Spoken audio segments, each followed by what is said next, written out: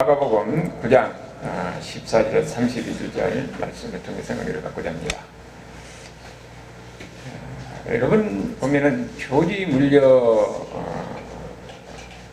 하면은 5만 번 기도해가지고 5만 번 응답받았다 그래가지고 기도의 용사다 이렇게 이야기를 많이 하고 대부분 사람들이 나도 교리 물려와 같이 기도에서 응답받는 이런 기도의 사람이 되고자 하는 마음은 누구나 다 있을 거예요. 근데 조지 물려가 그 기도를 통해서 그는 엄청난 고아원 사업을 하고 또 많은 하나님 일을 한 사람이에요. 그래서 그런 모든 것도 다 기도를 통해서 하나님의 역사를 경험하고 하나님 일을 한 사람이죠. 그런데 조지 물려가 하는 이야기가 있어요. 모두가 다 내가 하는 이 기도를 한다고 되는 것은 아니다. 그렇게 얘기합니다. 우리도 조지 물려와 같이 그렇게 기도해가지고 하나님이 바로 응답하시고 그렇게 해서 많은 일을 하나님을 하고 싶은데 조지 물려가 하는 말은 모두가 내가 하는 이 기도를 한다고 해서 다 되는 것은 아니라는 거예요. 그럼 그 차이가 뭐겠습니까? 우리가 기도할 때에 다 나름대로 기도하지만은 어떤 사람은 그 기도가 믿음의 기도가 되고 어떤 사람은 믿음의 기도가 안 되는 경우가 있어요. 그러면은 우리가 어떻게 해야 응답받는 이런 기도, 조지 물려 같은 이런 믿음의 기도를 할 수 있는가? 오늘 거기에 대해서 우리에게 이야기해 주는 것이 오늘 본문의 내용이에요. 자, 우리가 여기 보면은 지금 여기 사건은 이번에 이 앞에 변호사에서 예수님의 엄청난 그런 모습을 보았죠. 영광의 모습을 봤습니다. 부활 후에 있을 예수님의 모습, 천국에 있는 예수님의 모습을 거기에 제자들에게 보여주고 하늘에서 확인을 했잖아요. 이는 내 사랑하는 아들이니 너희는 저희 말을 들으라. 제자들이 예수님께서 이 하나님의 아들이라는 것을 고백했는데 예수님이 메시아인데 우리를 구원자라는 구원자가 고난을 받으시고 십자가에서 죽으신다는 이 말을 이해가 안 되는 거예요. 그 제자들이 혼란스러운 상황에 있을 때 하나님께서는 이 영광스러운 모습을 보여주면서 이 예수님이 바로 하나님의 아들이다. 이 예수님의 말을 들어야 된다. 예수님의 말이 무슨 말씀하셨습니까? 고난을 받고 십자가에서 죽으신다는 거예요. 이 길을 예수님이 갔는가 너희는 그 말을 들으라 그런 겁니다.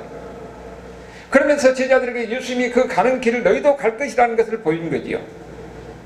그러니까 변화산에서는 엄청난 사건이 있었는데 그 산에서 내려오니까 나머지 9분의 제자가 거기 이제 산 밑에서 기다리고 있는데 전혀 다른 사건, 전혀 다른 모습을 보여주고 있어요. 밑에서 보니까 어떤 일이 벌어지냐 14절 보니까 그들의 제자들에게 와서 보니 큰 무리가 그들을 둘러싸고 서기관들이 그들과 더불어 변론을 하고 있더라. 지금 제자들과 서기관들이 논쟁을 하고 있어요. 그리고 주변에는 많은 사람들이 지금 구경을 하고 있습니다. 그 논쟁을 하고 있는데 그 논쟁이 어떤 논쟁인가 보니까 예수님의 제자들이 귀신 들린 사람이 그 아이를 그 아버지가 귀신 들린 아이의 아버지가 이 아이를 데리고 와서 이 귀신을 쫓아주고 우리 아이를 고쳐주라 그러니까 제자들이 아무리 기도해도 안 되는 거예요. 그러니까 그 모습을 보고 서기관들이 야 너희들 가짜가 아니냐, 너희들은 능력 없는 거 아니냐, 너희들이 믿는 선생님 그 예수가 하나님의 아들이냐 아니냐 이런 논쟁이 벌어지고 있는 겁니다. 그러니까 그 주변에 있는 수많은 사람들이 그 광경을 보고 있는 거예요. 그럴 때에 예수님이 산에서 내려와서 무슨 일이냐고 묻는 거예요. 그럴 때에 많은 사람들이 놀라서 매우 놀라며 달려왔다. 그렇게 이야기하고 있죠. 그때 무리 중에 그렇게 대답을 하는 거예요. 이 아이 아버지가 선생님 내가 이 아들을 데려왔는데 귀신이 어디서든지 그를 잡으며 거품을 흘리며 이를 갈며 팔에 딘지라 내가 선생님의 제자들에게 내쫓아다 하였으나 그렇지 못하더라. 마태복음 보면은 이걸 간질이라고 이렇게 표현되어 있어요. 그 증상이 보니까 간질이잖아요. 간질 환자를 보면은 입에서 거품 물고 쓰러져가지고 막 발작을 하고 막 그러죠. 그런 모습인 것 같아요. 그러니까 이제 귀신 들리면은 여러 가지 형상이 나타나는데 이런 모습이 그 모습 중에 일중에 하나가 지금 이런 모습인 것 같아요. 지금 우리가 이렇게 보면은 귀신 들려서 이게 고통을 당하고 있는 이 아이의 모습을 우리는 무엇을 생각합니까? 사람이 얼마나 이렇게 참 추하게 모습이 보이잖아요. 원래 하나님이 사람을 지을 때는 아름다운 모습으로 지었어요. 완전한 모습으로 지었습니다. 하나님의 형상을 닮은 사람으로서 완전한 모습으로 하나님이 지었는데 죄가 들어와서 결국은 인간은 늙고 병들고 고통을 당하고 여러 가지 아픔과 고통성이 시달리고 있잖아요. 그러니까 이 속에서는 하나님의 그 만들었던 그 아름다운 형상이 아니라 추하고 좀 더러운 모습이에요. 인간이 죄를 지면 그렇게 되는 겁니다. 그런데 거기에 귀신 들린 모습은 더 추한 모습이에요. 이런 인간들을 하나님께서 구원하기 위해서 그 예수님이 이 땅에 오신 겁니다. 궁극적으로는 우리가 이런 죄악과 이런 사단에 시달리고 고통받고 있는 이런 모습을 우리를 구원하기 위해서 궁극적으로 우리를 천국 가기 위해서 오셨지만은 우리가 이렇게 고통을 당하고 병들고 이런 이 악한 마귀에 시달리고 이런 가운데서 우리를 치료해 주시고 우리를 구해 주시고 고쳐주기 위해서 예수님이 오신 거예요. 그리고 예수님이 오셔가지고 그런 일을 행하셨잖아요. 병든 자를 고치시고 죽은 자를 살리시고 고통당한 이들, 아픔에 있는 이들을 이루시고 이들을 회복시켜 주시고 그리고 귀신 들려서 고통사건들을 귀신을 쫓아내서 그걸 온전하게 해준 겁니다. 이것이 예수님이 이 땅에 오셔서 하시는 일이에요. 그런데 그것을 예수님만 하신 것이 아니라 제자들에게도 그런 능력과 권세를 주었습니다. 그래서 제자들이 전도로 갈 때 어떻게 됐습니까? 그들이 전도하니까 그런 역사가 일어나는 것을 보고 예수님 앞에 자랑하잖아요. 우리가 예수님 이름으로 귀신을 쫓아내니까 귀신도 나가고 병자도 고치고 이런 기적이 일어나더라 하고 그들은 들떠가지고 예수님 앞에 자랑하는 겁니다. 그때는 바로 이렇게 예수님이 이름으로 이렇게 능력을 행하고 이런 많은 이적이 일어났는데 지금 여기서 보니까 이 귀신 들린 사람 앞에서 제자들이 9명의 제자들이 아무것도 못하고 지금 헤매고 있는 거예요. 그래서 오히려 서기관들이 그것을 조롱하고 있고 사람들은 옆에서 구경하고 있는 겁니다. 왜 그들이 이렇게 안 되느냐? 천번이나 됐는데 안 되느냐? 거기에 대해서 19절에서 뭐라고 했습니까? 대답에 이르시는 믿음이 없는 세대요 내가 얼마나 너희와 함께 있으며 얼마나 너희를 참으리요. 예수님이 계실 때는 그들은 능력을 행하는 것, 병자를 고치는 것, 귀신이 떠나는 것, 예수님께서 행하실 때 하는 모습을 그들이 다 봤습니다. 그런데 지금은 안 돼요. 왜 안 되느냐? 믿음이 없는 세대예요. 결국은 믿음의 문제라는 겁니다. 그들은 믿음에 문제가 있기 때문에 결국은 이런 능력이 안 나타난다는 거예요. 믿음이 없는 가운데서 이렇게 하니까 안 나타나는 겁니다. 결국은 우리에게 좀 중요한 것은 능력은 어디서 나오느냐? 믿음에서 나오는 거예요. 우리가 어떻게 하나님을 믿고 예수님을 믿느냐에 따라서 다른 데서 나오는 것이 아니라 하나님의 능력은 우리가 믿는 그 믿음에서 나온다는 겁니다. 그러면은 그 믿음이 무엇이냐? 어떻게 해서 이렇게 능력 있는 것은 우리가 기도할 때 이런 하나님의 역사가 나타나고 귀신들이 떠나가고 치료받고 회복되는 이런 역사가 나타나냐? 그럼 그 믿음이 무엇이냐? 하는 것을 지금 예수님께서 우리에게 말해주고 있어요. 그래서 19절 후절 보면은 그를 내게로 데려오라 그럽니다. 그러니까 그 아이가 예수님 앞에 나오니까 어떻게 됩니까? 귀신 있는 그 사람, 그 이런 아이가 예수님 보고 귀신이 거기서 발작을 하는 거죠. 귀신 예수를 보고 그 아이로 심한 격려를 일으키게 하는지라 땅에 엎드려지고 구르며 거품을 흘리더라. 그래서 예수님이 언제부터 이렇게 됐냐 그러니까 어려서부터 계속 그렇게 간질 증상으로 나타나는 거예요. 그래서 심지어는 물에도 빠지고 불에도 막 던져지고 그래서 어떻게든 이 아이를 죽이려고 하는 그런 영상을 이야기하는 거예요. 자기 자식이 어려서부터 계속 이렇게 고통과 아픔에 시달리고 하는 이 모습을 본 부모의 마음은 어떻겠습니까? 그래서 어떻게든지 뭐라고 그랬어요? 무엇을 하실 수 있거든 우리를 불쌍히 여기사 도와주옵소서.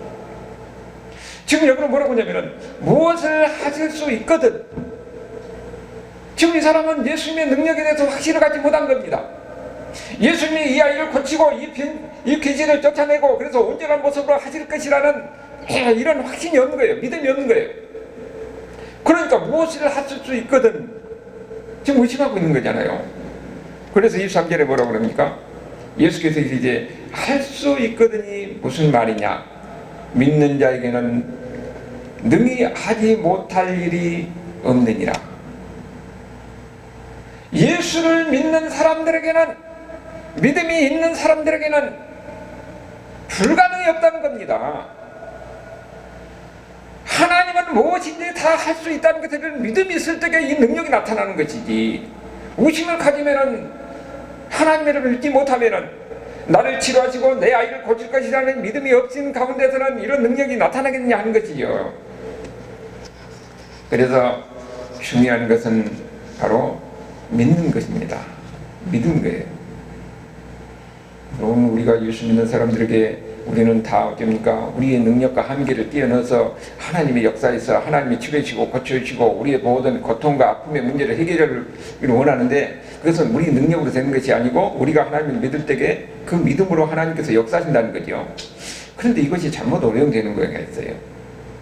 우리가 여기 말을 많이 듣잖아요. 할 수 있거든이 무슨 말이냐? 믿는 자에게는 능히 하지 못할 일이 없느니라. 그래서 이것이 다른 사람들에게서 오해되는 그런 경우가 많은데 두 극단으로 이야기한 거예요. 또 하나는 뭐냐면은 내 믿음을 끌어들여서 할 수 있다 그렇게 생각을 해요. 스스로 어떻게 보면은 자기 체면에 빠져서 이렇게 하면 된다 하면은 된다는 겁니다. 그것이 심리학, 인간의 심리학이 심리학적으로 내가 이렇게 하면 된다 이렇게 자꾸 하면은 그게 진짜 이루어진다는 거죠. 근데 그거 결국은 어디까지 나오냐면은 지금도 많이 읽혀지고 있는 노안필의 적극적 사고방식이라고 있어요. 내가 이 긍정적인 마음을 가지고 이것이 희망을 가지고 자꾸 이것은 내가 할 수 있다 하면은 사람들 거기에 대해서 에너지가 쏟아져서 그 일이 이루어진다는 거죠. 근데 그것이 틀린 말은 아니에요. 그러나 여기서 이야기하는 이 믿음은 이런 믿음이 아닙니다. 내가 할 수 있다고 희망을 가지고 적극적으로 기대하고 한다고 해서 이게 되는 것이 아니에요. 그것은 세상에서 이야기하는 심리학인데 그렇게 할 수도 있지만은 여기서 이야기하는 그것은 여기다 믿음이 그건 아니에요. 여러분, 우리가 한때 보면은 이 조엘 오스틴 목사님의 이 긍정의 힘이라는 그 책이 한때는 엄청나게 유행을 하고 많은 사람들이 익혀지고, 그것도 뿐만 아니라 그 교회에 또 거의 엄청난 사람들이 몰려들었지요. 근데 거기 비판한 경우는 뭐라 하냐면은 내가 이렇게 할 수 있다는 이런 긍정 힘, 이 믿음의 심리학이 들어가지고 내가 이렇게 긍정적인 마음을 가지면 이것이 이루어진다는 거지요. 근데 그것은 여기서 이야기하는 것하고 좀 다른 겁니다. 그래서 비판하는 거예요. 이거 나중에 보면은 어디까지 가냐면은 우리는 보통 그런 경우를 많이 해요. 내가 하나님 앞에 막 때를 쓰는 거예요. 이걸 해달라고 막 저녁에 막 철야를 하고 막 때를 쓰면서 그야말로 소나무 뿌리 잡고 흔들리듯이 기도하면은 하나님께서 이게 이루어진다. 그런데 우리가 그렇게 기도하는 것은 좋습니다. 그런데 문제는 이 출발이 내가 이렇게 기도하면은 하나님이 들어줄 것이다. 그럼 나는 어떻게 되냐면은 내가 하나님의 뜻을 바꾸는 것이에요. 내가 하나님을 자꾸 통제하는 겁니다. 그것은 그 출발이 나로부터 되는 것이요. 여기도 그렇다고 해서 모든 것이 할 수 있다 하면은 하나님께서 다 힘이다. 여기서 나온 것이 아니라는 거예요. 여기도 다른 것이죠. 그런데 그것이 나중에 여기 보면은 어떻게 되냐. 하나님은 능치 못할 것이 없으니까 우리가 기도하면 다 들어준다 그러니까 아픈데 병원을 안 가는 거예요. 그러면서 기도로 나으려고 하는 겁니다. 그래서 나중에 문제가 일어나는 거지요. 우리가 정상적 기도는 최상적인 치료 방법을 거기는 무시하지 않습니다. 우리가 할 수 있는 것은 그렇게 다 하고 궁극적으로 고치는 것은 하나님이기 때문에 우리가 기도하면서 치료하는 것, 그건 맞는 거예요. 그리고 또 우리가 흔히 내가 기도하면 하나님께서 사람을 보내줄 것이다. 물론 우리가 하나님께서 보내준다는 믿음을 가지고 우리가 기도하면 중요한 것은 내가 밖에 나가서 뛰고 전도하고 사람을 접촉하고 그런 가운데서 우리가 복음을 전하고 전도하는 거예요. 그런 가운데서 하나님의 역사가 있는 겁니다. 그냥 아무것도 안 하고 하나님께서 내가 기도하면은 모든 게 다 하나님께서 해줄 것이다. 우리는 이런 잘못된 믿음, 자기 확신이 거기에 들어가서 하나님이 내가 하는 것에 대해서 다 이렇게 이루어진다. 그런 그 심리학적 사고가 그 믿음에 융합되어 가지고 나오는 이런 믿음이야. 여기서 이야기하는 것은 아니라는 거지요. 그런데 또 극단적으로 또 다른 것은 뭐냐면은 반대로는 하나님의 능력을 믿지 못하는 거예요. 이거 저 문제입니다. 여기서 중요한 것은 뭡니까? 하나님이, 우린 믿음이라는 것은 어디서부터 출발하느냐? 하나님의 전능하심을 믿는 거예요. 하나님이 모든 것을 다 하실 수 있습니다. 천지 만물을 창조하신 창조자 하나님이에요. 우리 인생의 모든 것을 주관하시는 분입니다. 우리가 살아가는데 힘들고 어려운 가운데 있을 때도 하나님께서 함께 하시고 우리의 모든 것을 다 하시고 나의 아픔도 나의 고통도 하나님께서 다 하시는 거예요. 그래서 내가 그 하나님께 매달리고 기도하고 하면 하나님께서 나를 치료해주고 고쳐주시다는 그런 믿음을 가지고 하나님 앞에 나가는 겁니다. 궁극적으로 하나님이 하신 거예요. 창조주 하나님, 전능하신 하나님, 그 하나님이 내 기도를 하나님께서 들어줄 것이라는 믿음을 가지고 하나님 앞에 나갈 때에 하나님의 그 역사가 있다는 것을 우리에게 이야기하는 것이죠. 여러분, 이런 하나님이 어떤 분이냐 하는 것이 우리가 믿어질 때에 그 다음에 그 하나님의 말씀이, 그 하나님의 약속이 믿어지는 겁니다. 그리고 하나님의 약속 가운데 내가 살 수가 있는 거예요. 성경에서 보면 계속적으로 그 이야기를 합니다. 창세기에서 이야기는 하나님이 어떤 하나님으로 나타납니까? 나는 전능하신 하나님이다 이야기를 해요. 엘로힘이 하나님, 전능하신 하나님이라는 거예요. 그런데 우리가 처음에 하나님의 전능하신 하나님이라 하면 그것이 쉽게 우리가 믿어지냐? 그러니까 하나님이 어떻게 합니까? 아브라함에게 계속 하나님이 아브라함에게 나타나서 나는 전능하신 하나님이다 이야기를 하면서 그 전능하신 하나님을 하나하나 경험하게 합니다. 그는 여러 가지 처음에는 아주 작은 것부터 하나님이 정말로 전능하십니다. 하나님이 나를 도우신 분이다. 내가 위험한 상황에서 나를 고치신 분이고 나의 필요한 것을 채우신 분이다. 어려움과 환난과 과문 가운데서도 하나님께서 나를 사랑하시고 또 위험 가운데서 나를 구해주는 하나님이다 하는 것을 애굽에서 경험하고 가나안 땅에서 경험하고 여기서 많이 경험하잖아요. 그래서 그는 하나님이 전능하신 분이구나. 그러면 그 다음에 뭘 믿습니까? 하나님의 약속을 믿게 되는 거예요.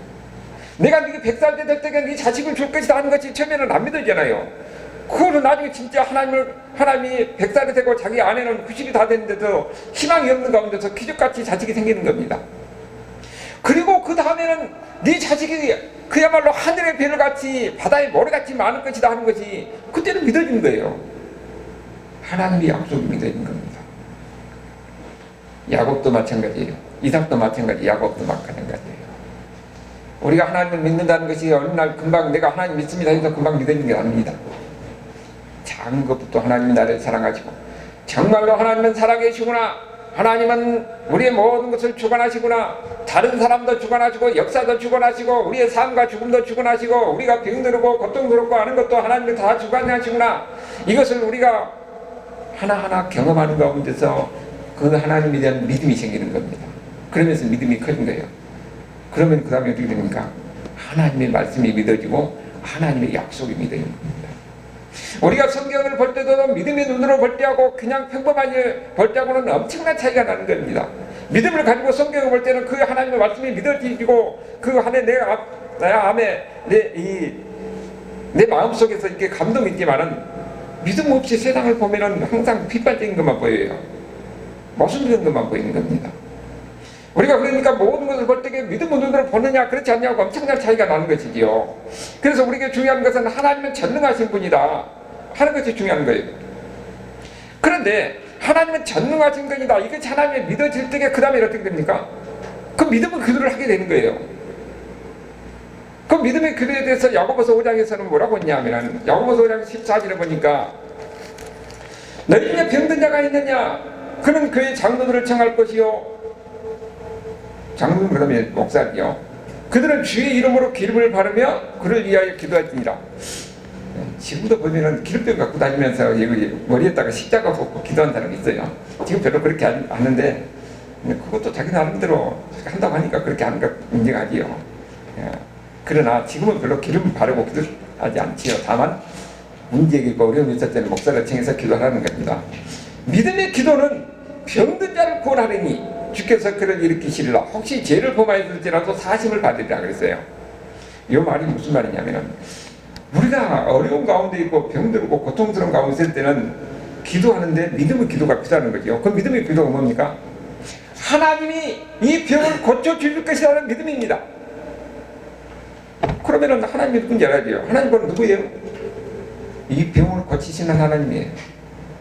우리의 아픔과 우리의 고통과 우리의 모든 어려움을 다 해결하시는 하나님, 그 하나님 앞에 나가서 우리가 병든 자가 있으면 그를 위해서 기도하고 고통받고 있는 자를 기도하고 어려움이 있으면 그들 위해서 기도하는 거예요. 그러면 하나님이 고쳐준다는 겁니다. 그런데 실질적으로 우리가 보면 어려움과 아픔이 있을 때 다 고쳐집니까? 그렇지 않잖아요. 고칠 수도 있고 안 고칠 수도 있어요. 그럼 여기서 이야기하는 건 뭐냐? 주께서 그를 일으키시라. 혹시 죄를 범하였으라도 사심을 받으라 그러잖아요. 여러분 대부분 보면은 우리가 질병에 걸리고 여러 가지 아픔과 문제가 사고가 이렇게 생겼을 때는 항상 하나님 앞에 나올 때는 먼저 해야 될 것이 뭐냐면은 내 죄를 고백하는 겁니다. 내 죄를 고백하고 그 다음에 하나님의 용서를 구하는 거예요. 그러면 그 다음에 뭐가 문제가 해결됩니까? 우리가 죄를 고백하고 하나님의 용서를 구할 때 하나님께서는 우리 죄를 다 용서해 준다고 했어요. 내 영적인 문제가 해결되는 겁니다. 내 죄 문제가 해결되는 거예요. 그 다음에는 그 사람이 구원을 받잖아요. 비록 여기가 우리가 기도하는 가운데서 우리가 치료를 받지 못하고 고통을 가운데 있었다 할지라도 우리에게 가장 중요한 그 영혼이 구원받는 겁니다. 그래서 우리에게 중요한 것은 뭐냐? 하나님 앞에 믿음으로 나가서 하나님 앞에 기도하는 거예요. 그것은 우리가 이 하나님 앞에 기도할 때에 전능하신 하나님이 나에게 병을 고쳐줄 수도 있지만은 더 하나님의 우리가 알지 못하는 하나님의 뜻 가운데서 하나님은 우리에게 그런 아픔을 짊어지고 가게 하는 그런 경우도 있는 겁니다. 그러나 중요한 것은 하나님은 나를 하나님의 뜻 하시면 하나님을 고쳐줄 것이고 나에게 이런 아픔과 어려운 환경을 허용해서 그 가운데서 하나님은 더 큰 복을 주기 위해서 나를 이런 어려움과 환경 속에서 하나님을 의지하게 하고 하나님을 만나게 하고 하나님을 매달리게 하고 그런 가운데서 하나님을 더 키워가는 하나님의 사람으로서 하나님을 쓸 수도 있는 거예요. 중요한 것은 내 인생을 하나님께 맡기는 것입니다. 내 인생의 주인이시고 나를 치료하시고 고치시는 일 하나님, 그 하나님을 믿고 하나님 앞에 믿음 앞에 나가는 거예요. 우리가 아픔 가운데 있을 때는 이런 믿음으로 나와서 하나님 앞에 기도하는 겁니다. 그럴 때 이런 역사가 있다는 것을 우리에게 가르쳐 준 거지요. 우리가 그렇기 때문에 어려움이 있을 때 힘든 상황이 있을 때는 항상 뭐라고요? 하나님 앞에 나와서 회개하고 죄에 대한 고백이 있고 회개하고 하나님의 용서를 구하고 그렇게 해서 나오는 겁니다. 그럴 때 하나님께서는 그 기도를 드린 거예요. 그 하나님은 어떤 하나님입니까? 치료하신 하나님이에요. 자, 여기 보니까 24절을 보니까 뭐라고 그랬습니까?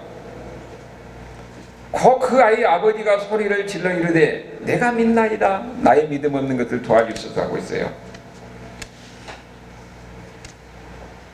지금 우리가 여기 보면은 좀 앞뒤로 좀 안 맞는 이야기가 들리잖아요. 내가 믿나이다 해놓고 그 다음에는 나의 믿음 없는 것을 도와주소서 이렇게 이야기하고 있어요. 내가 믿나이다 하는 것은 뭘 믿는 겁니까? 예수님께서 그 앞에 뭐라고 그랬어요?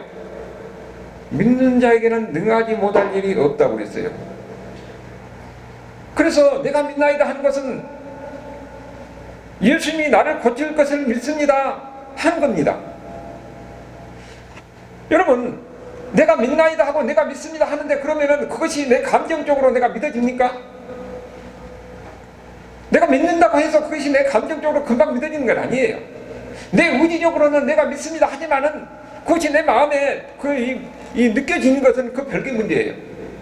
그래서 이야기하는 겁니다. 나의 믿음 없는 것들 도와주소서 하는 거예요. 내가 의지적으로 고백했지만 그것이 금방 내가 감정적으로 내가 느껴지지 않으니까 나의 믿음 있는 것을 도와주셔서 지금 이렇게 이야기하고 있는 것이죠. 여러분, 우리가 지금 믿음에는 이런 두 가지 차이점이 있다는 걸 우리가 알아야 돼요. 내가 믿습니다 할 때는 이런 의지적인 고백이거든요. 모든 믿음의 출발은 여기서부터 출발합니다. 내가 믿습니다. 하나님께서 우리에게 원하는 것은 뭡니까? 우리가 의지적으로 고백하는 거예요. 내가 믿습니다. 근데 내가 의지적으로 내가 믿습니다 한다고 해서 그것이 금방 나에게 감정적으로 내가 느껴지냐 하는 것은, 느껴지는 것은 별개의 문제예요. 그런데 여기서 지금 그렇게 느끼지 않으니까 내가 도와달라고 하는 거지요. 우리가 어떤 상황이라든지 어떤 환경을 우리가 받아들이려고 하면은 여기는 세 가지의 이런 요소가 있습니다. 지정의가 보이죠. 우리가 지식적인 그런 통로를 통해서 우리가 받아들이면 어떻게 됩니까? 우리가 그걸 이해가 돼야 되죠.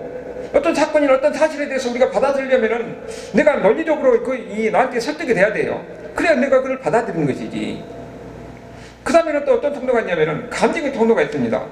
논리적으로 이해가 되지 않지만은 우리가 이 감정적으로 이거 좋다 느끼다 하는 것이 우리가 느껴지는 거예요.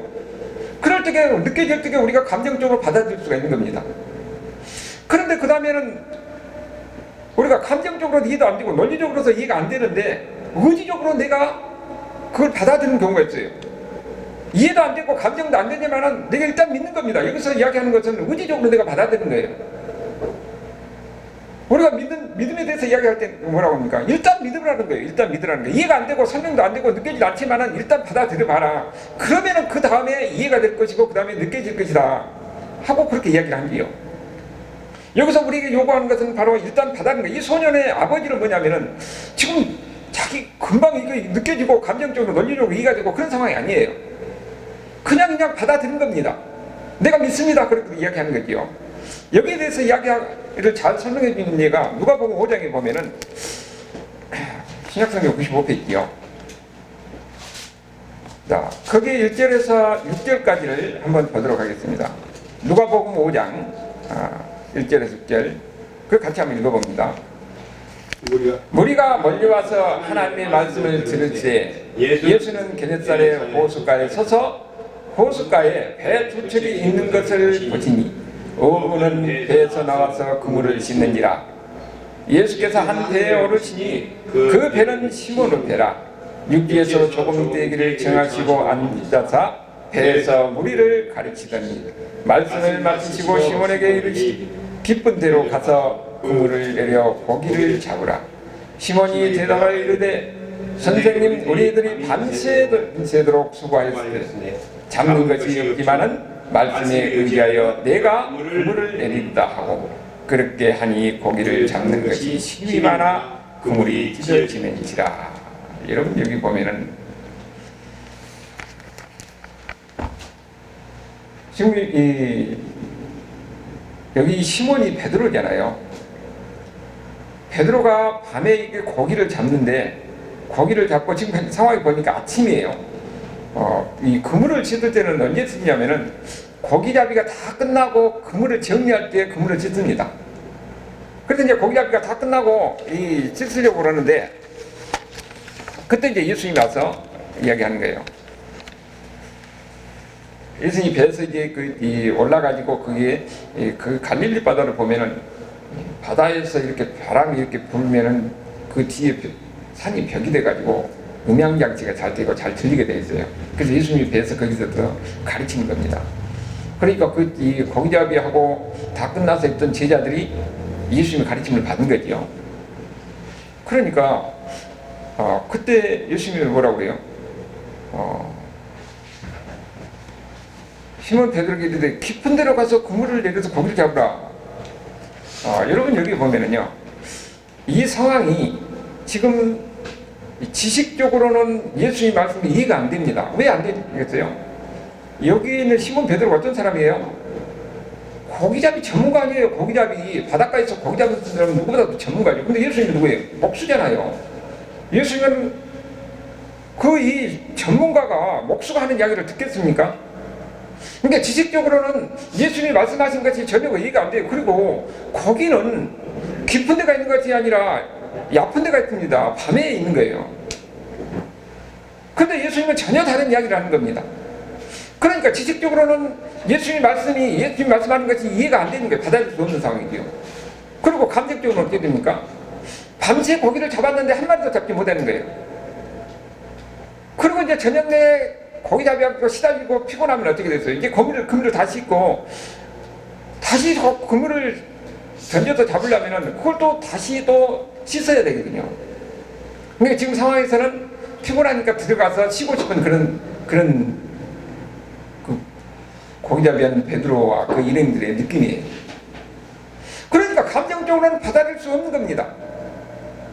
그런데 뭐라고 그랬어요? 선생님이 우리가 밤이 새도록 수고하여 잡을 때 아무것도 잡는 것 없는데 말씀에 의지하여 내가 그물을 내리리라. 그것이 지식적으로는 이해가 안 되고 감정적으로는 이해가 안 되지만은 하나님의 이 예수님의 말씀에 의지해서 의지적으로 내가 그 말씀에 의지해서 해보겠다는 거예요. 우리가 여기서 우리에게 요구되는 것이 바로 이 의지적 결단이에요. 의지적으로 내가 이 하나님 말씀대로 행하는 겁니다. 그래야 그 다음에 경험하게 되는 거지요. 믿음이라는 것은 내가 의지적으로 행하는 거예요. 믿음은 의지적으로 내가 믿습니다 하고 나가는 겁니다. 이거 감정적으로 믿지 않지만은. 그런데 그것이 언제 느껴지고 언제 그것이 이해가 되느냐? 예수님 말씀대로 의지적으로 행하니까 그 다음에 어떻게 됩니까? 6절을 보니까 그렇게 하니 고기 잡는 것이 힘이 많아 그물이 찢어진지라. 이해가 안 되고 상식적으로 이해가 안 되고 감정적으로 받아들일 수 없지만은 예수의 말씀에 의지해서 그대로 행하니까 그 결과를 경험하게 되잖아요. 엄청난 역사가 일어나는 겁니다. 기적이 일어나는 거지요. 그걸 경험하고 나니까 그 다음에 어떻게 됩니까? 예수님이 감정적으로 받아들여지는 느껴지게 되는 거예요. 느껴지면 그걸 어떻게 됩니까? 이제는 예수님이 하시는 것이 설명이 되는 거죠. 지식적으로 설명이 되는 겁니다. 중요한 것은 여기서 말씀에 의지해서 내가 행하는 것입니다. 먼저 주님 말씀이 주어지죠. 기쁜 대로 가서 던지라. 상식적으로 이해가 안 되고 감정적으로 받아들일 수 없지만은 예수의 말씀이니까 해보는 겁니다. 그랬더니 나중에 어떻게 돼요? 경험하게 되잖아요. 하나님의 역사를 경험하게 됩니다. 경험하니까 그 다음에 어떻게 됩니까? 감정적으로 느껴지는 거예요. 예수님의 말씀이, 예수님이 그 믿음이 내 감정으로 느껴지는 겁니다. 그래서 나중에 이해가 되는 거죠. 그래서 우리가 중요한 것은 의지적으로 하나님의 말씀을 받아들이는 것이 중요합니다. 그 다음에 역사가 있는 거예요. 역사가. 감정이 생기고 이해가 되는 것은 그 다음의 일이에요. 그래서 우리는 항상 믿음을 하나님의 선물이라고 그러는 거죠. 여기 보니까 내가 믿나이다 할 때에 그 다음에 역사가 시작되는데 어떻게 역사가 시작되는가 보니까 25절에 뭐라고 했습니까? 예수께서 우리가 달려와 모이는 것을 보시고 그 더러운 귀신을 꾸짖어 이르시되 말 못하고 못 듣는 귀신아 내가 네게 명하노니 그 아이에게서 나오고 다시 들어가지 말라. 예수님의 명령으로 그 귀신을 쫓아냅니다. 그랬더니 그 소년이 어떻게 됩니까? 귀신이 나가면서 온전한 모습으로 회복이 되잖아요. 원래 하나님께서 주셨던 아름다운 그 모습으로 회복이 되는 겁니다. 악한 마귀에 시달려서 고통을 당하고 아픔을 당하고 어려움을 당하고 추한 모습으로 있었던 그 소년이 거기서 해방이 되어서 하나님이 원래 주셨던 그 아름다운 모습이 회복이 되는 거예요. 여기서 무엇을 보게 됩니까? 주님의 능력을 보게 되는 거예요. 주님의 능력을 의지적으로 내가 믿습니다 하고 나왔더니 하나님께서 능력이 나타나서 그 다음에 하나님의 능력을 그래서 보게 되는 것이죠. 여러분, 이것이 우리가 어떻게 기도해야 하는 것을 우리에게 가르쳐 주는 겁니다. 하나님의 능력은 언제 경험하느냐? 믿음이 있을 때요. 믿음의 기도를 할 때에 그 다음에 하나님의 역사가 있는 겁니다. 하나님이 누구인가를 알아야 돼요. 예수님이 누구인가를 알아야 됩니다. 그리고 그분이 나를 치료해주고 나를 고쳐주고 내 문제를 해결해 줄 거는 그 믿음을 가지고 하나님 앞에 나아가는 겁니다. 그리고 그 하나님께 매달리고 기도하는 거예요. 우리가 기도할 때도 보면 믿음의 기도냐 아니냐에 따라서 엄청난 차이가 있다고 그랬잖아요. 여러분, 그런데 믿음의 기도가 어떻게 되냐면은 여러분, 믿음이 처음부터 이렇게 다 금방 내가 믿습니다 한다고 해서 다 되는 건 아니지요. 아브라함을 그 다음에 이삭을 야곱을 키운 것 같이 우리가 항상 내 마음에서 하나님이 차지하는 부분이 커져야 돼요. 그것은 우리 삶 속에서 경험이 돼야 됩니다. 여기 말씀에 의지해서 내가 한다고 그랬잖아요. 우리도 그 말씀에 의지해서 내가 해봐야 그 다음에 하나님의 역사가 있다는 것을 우리가 경험하게 됩니다. 그러면 그 다음에 어떻게 되냐, 우리가 내 마음속에서 하나님의 차지한 부분이 커지면은 우리가 가지고 있던 세상의 문제라는 것은 이것은 그야말로 작게 보이는 겁니다. 하나님이 내 기도를 들으시고 내가 믿음의 기도를 할 때는 하나님의 역사가 있다는 이런 확신을 가지고 담대하게 행할 수가 있는 거예요. 여러분, 조지 물류가 5만 번 기도해서 5만 번 응답받았다고 했는데 그는 기도 용사라고 그러잖아요. 그는 수없이 하나님이 내 기도를 들으시고 하나님이 어떤 분이신지, 하나님은 우리의 작은 것까지도 간섭하시고 우리의 작은 것까지도 필요를 채우시는 그런 하나님이라는 확신이 있습니다. 그래서 그가 미국에 가는데 한 번은 자기 편을 아무것도 끊지 않았어요. 그리고 이 편을 다 동나버렸습니다. 근데 배가 출발하려고 하는데 배 이 앞에서 그 의자 들고 앉아있어요. 그래서 순장이 이 배 출발할 것인데 지금 자리가 없다고. 자기는 뭐라고 하냐면, 하나님이 여기 나 이 배를 타고 갈 것이라고 그렇게 말씀하셨다고. 다른 사람 볼 때는 미친놈이라고 그러지요. 근데 막 출발하려고 하는데 거기에 있는 한 사람이 자기가 뭐다 깜빡 잊었다고 했고 갑자기 튀어나오는 거예요. 그래서 그 자리가 생기니까 거기 타고 가는 겁니다. 여러분이 바로 이와 같이 담대한 믿음을 가질 수 있다는 겁니다. 하나님이 너희가 말씀하셨으면 이루어질 것이다, 이런 확신 속에서 다른 사람 볼 때는 상식적으로 이해가 안 되지만 하나님이 그렇게 말씀하셨다는 거예요. 이것이 바로 믿음입니다. 하나님이 내 안에서 차지하는 부분이 커지면은 세상에 있는 문제라든지 이런 것은 아무것도 아닌 거예요. 그래서 우리는 이런 담대한 믿음을 가지고 우리가 하나님의 역사를 이룰 수가 있고 하나님의 일을 할 수가 있는 겁니다. 하나님은 이런 사람을 통해서 하나님은 큰 일을 하신 것이요, 여러분의 심령 속에서 하나님의 차지한 부분이 커지면은 이 세상에는 어떤 것도 두렵지 않습니다. 귀신도 얼마든지 물릴 수가 있고 하나님의 능력이 나타날 수가 있는 거예요. 그래서 우리에게 중요한 것은 우리의 의지의 결단이 중요합니다. 내가 믿음으로 이해가 안 되고 한다 할지라도 하나님의 말씀을 우리가 믿음으로 받아들이는 거예요.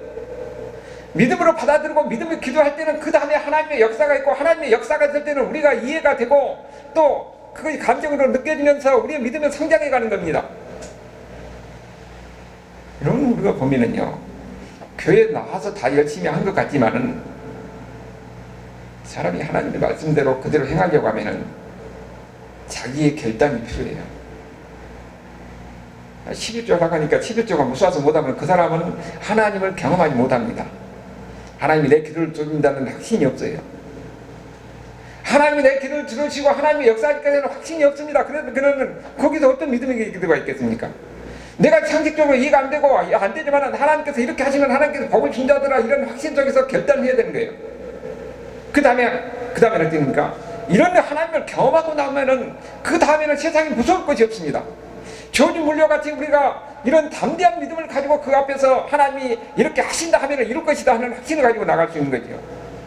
금년에 여러분도 이런 담대한 믿음을 가지고 하나님의 능력을 경험하고 하나님의 더 큰 일을 할 수 있는 이런 하나님의 사람들, 하나님의 가정이 될 수 있기를 주님으로 축원합니다. 아멘.